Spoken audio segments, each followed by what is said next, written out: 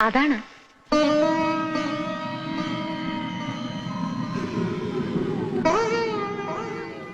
എനിക്കപ്പോ തെറ്റി, പാടെ തെറ്റി. എന്താ? ആ കാരണവര് വെറും പാവ, പരമശുദ്ധൻ. അതെന്താ?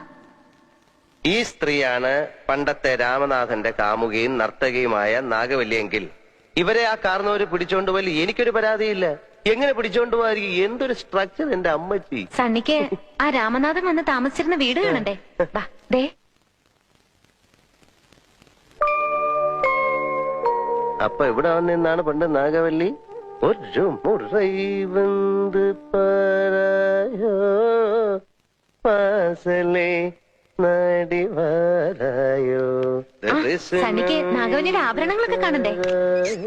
ദേ, മുല്ലമുട്ടുമാല, മാങ്ങാമാല, മേക്കാമോതിരം, കാശുമാല, നെറ്റിച്ചുട്ടി.